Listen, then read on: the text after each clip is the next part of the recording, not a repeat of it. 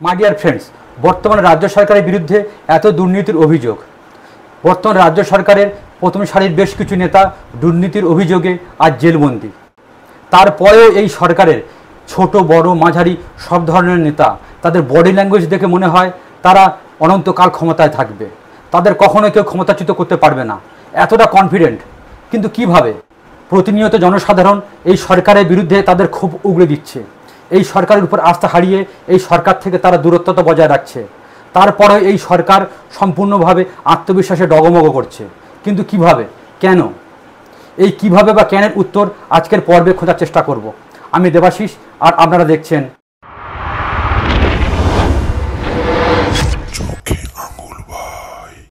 CPM সরকারের দীর্ঘ 34 বছর ক্ষমতা থাকাকালীন তারা যে বিভিন্ন কর্মকাণ্ড করেছিল, আর সেই কর্মকাণ্ডে পশ্চিমবঙ্গের মানুষ ত্রাহি টপ তুলেছিল, ঠিক তখনই তৃণমূলের সুপ্রিমো মমতা ব্যানার্জি সততার প্রতীক এই ব্র্যান্ডে পশ্চিমবঙ্গে তিনি নিজেকে লঞ্চ করেছিলেন। আপামর জনসাধারণ তাকে রাজ্যের অভিভাবক হিসাবে তুলে নিয়েছিলেন মাথায়। ইংরাজির একটি প্রচলিত কথা আছে, ডোন্ট জাজ এ বুক বাই ইটস কভার।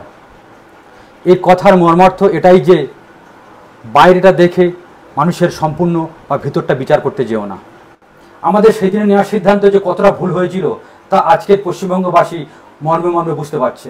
তিনি যে কতটা ক্ষমতা লোভী, তিনি ক্ষমতায় টিকে থাকার জন্যে কি যে কাজ করতে পারে তা কেউ কল্পনাও করতে পারবে না। হয়তো সেদিন নিয়তি পশ্চিমবঙ্গবাসীর ভবিষ্যতের কথা ভেবে পিছন থেকে বারে বারে হেসেছিলেন। তখন আমরা কেউ কল্পনা করতে পারিনি আমরা কোন বিষবৃক্ষ পশ্চিমবঙ্গের মাটিতে রোপণ করেছি, আর সেই বিষবৃক্ষ আজকের মহিরূহে পরিণত হয়ে তার ফল দান করছে। শুধু একটি কথা মনে হয়, এ তো আরও খারাপ। যারা সেদিন মাননীয়ার মায়াজালে মুগ্ধ হয়ে তাকে সমর্থন করেছিলেন, আজ তারা তাদের ভুল বুঝতে পারছে, আর তাই তারা মাননীয়ার সেই চক্রব্যূহ থেকে বেরিয়ে আসার বিভিন্ন রকম পথ খুঁজছে। কিন্তু তৃণমূল দলটি সবাইকে এমনভাবে অক্টোপাসের মতো বিভিন্ন রকম উপায়ে আষ্টেপৃষ্টে বেঁধে রেখেছে যে কেউ সেখান থেকে বেরিয়ে আসার কোনো পথই খুঁজে পাচ্ছে না। তাই বাধ্য হয়ে এই দলটিকে নিজের ইচ্ছার বিরুদ্ধে গিয়েও সমর্থন করতে হচ্ছে। যদিও বা কেউ কেউ সাহস করে এই দল থেকে বেরিয়ে এসেছেন বা বেরিয়ে আসতে চাইছেন, তখন এই তৃণমূল দলটি বদনামের ভয় দেখিয়ে, তার জীবনহানির ভয় দেখিয়ে, তার পরিবারে ক্ষতি করার ভয় দেখিয়ে তাকে চুপ করিয়ে দিচ্ছে বা তার সমর্থন আদায় করে নিচ্ছে। এই দলটি যে এতটা প্রতিহিংসা পরায়ণ, তাদেরকে সমর্থন না করলে তারা যে কীভাবে ক্ষিপ্ত হয়ে ওঠে তার জ্বলন্ত উদাহরণ বা জ্বলন্ত প্রমাণ 2021 সালের ভোট পরবর্তী হিংসাতে আমরা দেখেছি। এই সময় তৃণমূলে যারা বিরোধিতা করেছিল তাদের অনেকের ঘরবাড়ি জ্বালিয়ে দেওয়া হয়েছিল, তাদের অনেকের জীবন কেড়ে নেওয়া হয়েছিল, তাদের পরিবারকে ঘরছাড়া করা হয়েছিল, এমনকি মিথ্যা কেসের জালে তাদেরকে ফাঁসিয়ে তাদের এখনও পর্যন্ত ঘরছাড়া করে রাখা হয়েছে। এইভাবে তৃণমূল দলটি বারবার এটাই বুঝিয়ে দেওয়ার চেষ্টা করছে যে বা যারা তাদের বিরোধিতা করবে তাদের জীবনকে তারা নরকে পরিণত করে দেবে। যে কোনো রাজনৈতিক দলে দু একটা চোর বা অসৎ ব্যক্তি থাকা অসম্ভব কিছু নয়, তবে তাদেরকে সমর্থন কখনো করা উচিত নয়। তবে সমস্ত চোরেরা মিলে একটি রাজনৈতিক দল গঠন করতে পারে তার তৃণমূলকে না দেখলে আগে কখনো কেউ বিশ্বাস করতো না। বর্তমানে রাজ্য সরকার তথা তৃণমূল সরকার বিভিন্ন সামাজিক সুরক্ষামূলক প্রকল্প চালু করেছেন, আর এই প্রকল্পগুলো সুষ্ঠুভাবে চালু করার জন্য চাই প্রচুর অর্থ, আর এই অর্থের বেশিরভাগটা আসে ঋণ গ্রহণের মাধ্যমে। যে বিপুল পরিমাণে টাকা ঋণ গ্রহণ করা হচ্ছে এই সব বিভিন্ন সামাজিক প্রকল্প সুষ্ঠুভাবে পরিচালনা করার জন্য, কিন্তু এই রাজ্য সরকারের বিভিন্ন নেতারা তারা বিভিন্ন রকমের প্রকল্পের নামে ফন্দি ফিকির বের করে এই টাকা লুট করছে, তারা নিজেদের পকেট ভরাচ্ছে।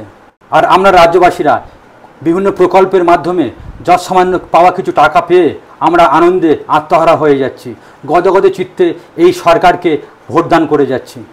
মাই ডিয়ার ফ্রেন্ডস, ধার করে ঘি খাওয়া এটা কখনো বুদ্ধিমানের কাজ নয়।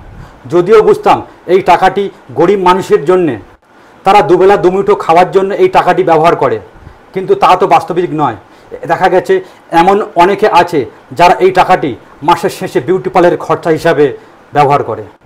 যদিও বুঝতাম গরিব কল্যাণের জন্য এই প্রকল্প, তাও মানা যেত, কিন্তু লক্ষ্মী ভাণ্ডারের নাম করে সাংবিধানিক উপায়ে ভোট ব্যাংক বাড়িয়ে যাওয়া বা ভোট ব্যাংক নিশ্চিত করা, এটাই হলো রাজ্য সরকারের মূল উদ্দেশ্য। বাংলায় একটি প্রচলিত কথা আছে, অতিথির জন্যে মারে হাঁস আর গোষ্ঠী শুদ্ধি খায় মাস।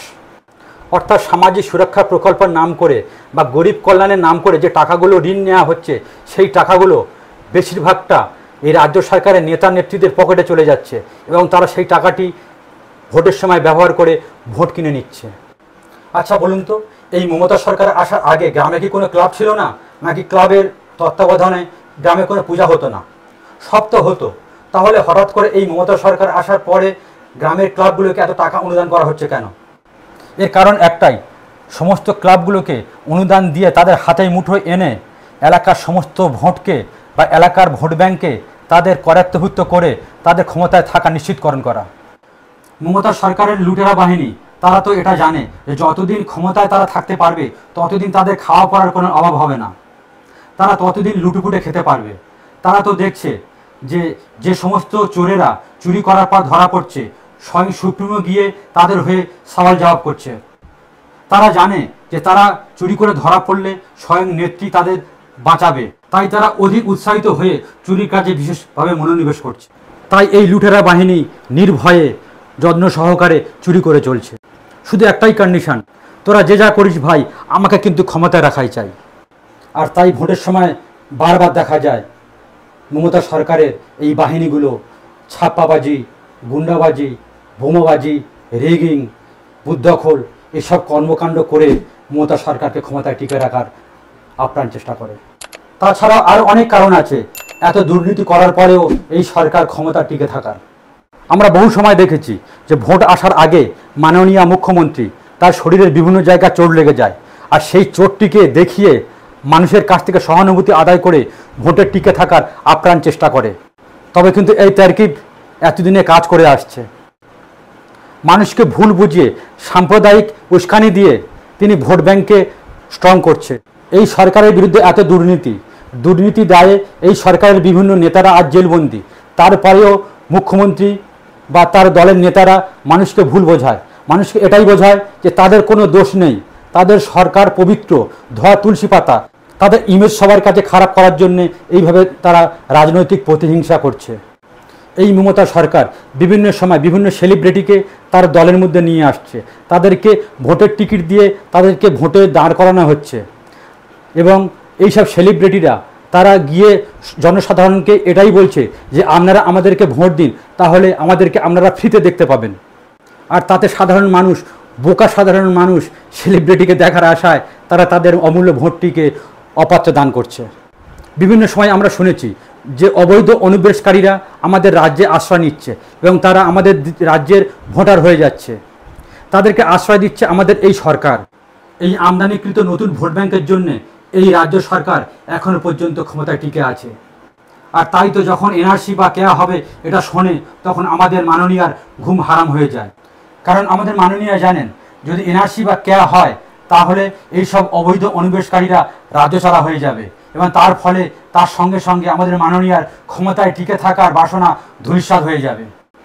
আজকের পর্বটি এখানে শেষ করছি, এবং কমেন্ট সেকশানে গিয়ে আজকের পর্ব সম্পর্কে আপনাদের মতামত অবশ্যই জানাবেন এবং ভিডিওটিতে একটি লাইক করবেন। নতুন বন্ধুদেরকে আমার চ্যানেলে মোস্ট ওয়েলকাম। আপনারা আমার চ্যানেলটিকে সাবস্ক্রাইব করে রাখবেন এবং সমস্ত ভিডিওর নোটিফিকেশন পাওয়ার জন্য বেল আইকনটি বাজিয়ে রাখবেন। শীঘ্রই দেখা হবে একটি নতুন পর্বের সাথে। সুস্থ থাকবেন, সাবধানে থাকবেন। আজকের মতো অনুমতি দিন।